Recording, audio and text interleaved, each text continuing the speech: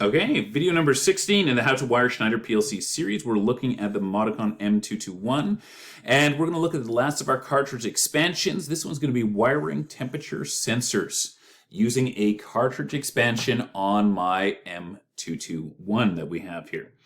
Cartridges are going to be a way that we can get a small number, no more than two, outputs out of our C or our CE style of M221. What we do is we take this front cover, there's a little piece of plastic in here, that's a cover plate, use a screwdriver, you pop that off, you remove that, and then you take your cartridge itself, you plug that directly in, it connects onto the back plane, press it in till it clicks, and at that point you are set up that you can go and add whatever it is that you're looking for, but depending upon the availability of those cartridge. Analog volts, currents, inputs, outputs, some serial communications links as well that are going to be available. So beautiful little thing in that it does not increase the overall length of your PLC, so you don't have to take more room going down your rack.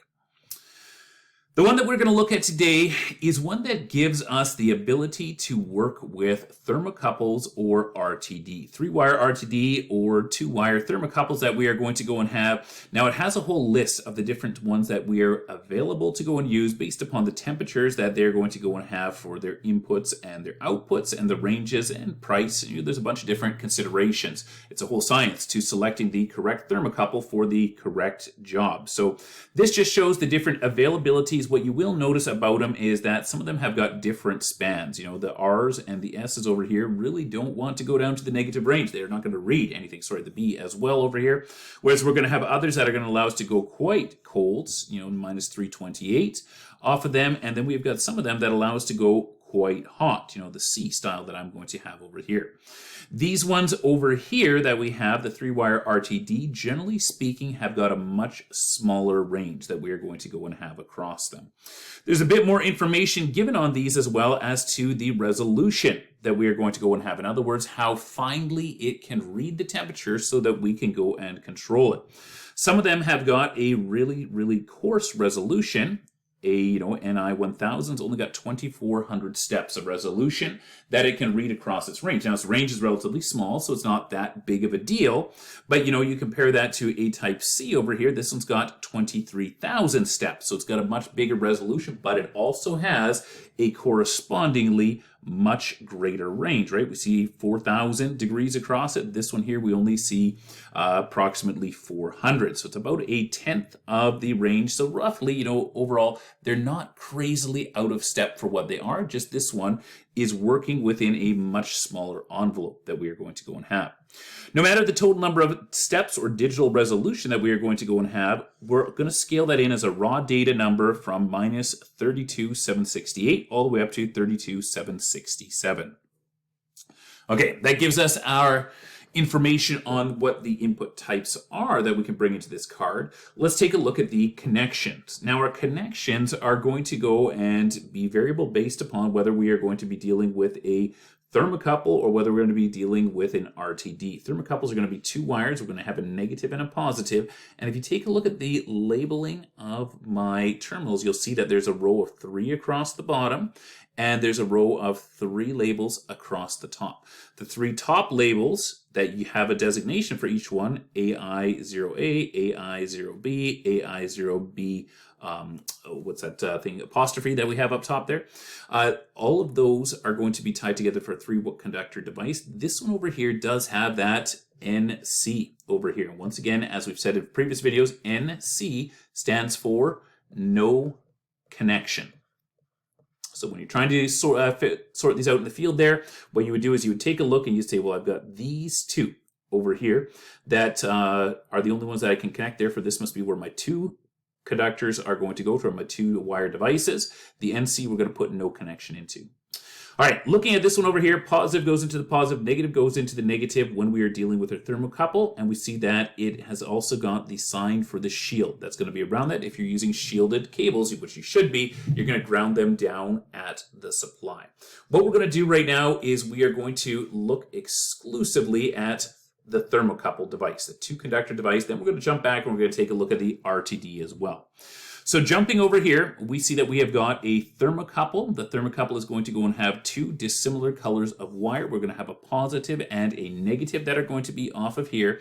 And we are going to connect that down into this PLC. And over here we see we've got the same terminal designations. The top terminal designations are for the 3-wire RTD. The bottom terminal designations are for the 2-conductor thermocouple that we are going to go and have. So we just take our thermocouple wires, obviously do the shield and everything like that. We're going to take a blue here for my negative. This one is going to come down to my negative terminal over here. And then the red for this one is going to come into the positive terminal over there. Actually, why don't I just rework those just a little bit so that we could see the actual terminal ones, and then we'll just zoom in one more time. And that's it. That's all we need to do when I'm looking at my thermocouple. Bring them in like that. Positive to the positive, negative to the negative over there. Resistive temperature devices are going to be a little bit harder. Not much. We had only one additional wire. What we do have on a resistive temperature device is they've got this specialty connection where we will go and send a small control current up one of my conductors, back down another one, and by measuring the amount of current that is looping through there, my device is able to go and figure out the voltage drop that I'm going to go and have on my cable. So it gives you an accuracy factor. You will sometimes see people that jump these things together improperly, use them as a 2-conductor. They lose accuracy big time when they go ahead and do that. So you do want to go and make sure you've got this in and out that is going to be inside of there. Let's go back one more time to our device connection over here and take a look at what that is going to go and be. What we see is that on our device itself, we have got a B and a B that are going to be over here. And we see that we've got B and a B that are going to be over here. In other words, these are the two that are going to be the same color. And then we're going to go and have one that is going to go and be a different color for my conductors. So an A and an A, an A and an A. That's what we're looking at on the 3-wire RTD. So we look at the two that are the same color. They have to go into the same designation terminal. The different color goes into a different terminal. Over here, we're going to go and identify. This could be a white conductor. It could be a black conductor. It could be a blue conductor, gray. There's all sorts that are going to be out there. Color isn't going to be important as long as we can sort out that two of them have got the same color. One has got the different color. Two with the same color, as we said before, are going to go into the two that have the same designation, B and B hyphen. Sorry, that's a hyphen there, I think it is.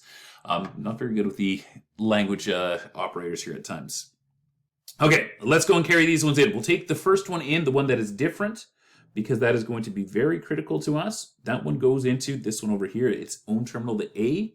The other two, it does not matter which one is going to go to where, because they are connected together back at your actual RTD device like that.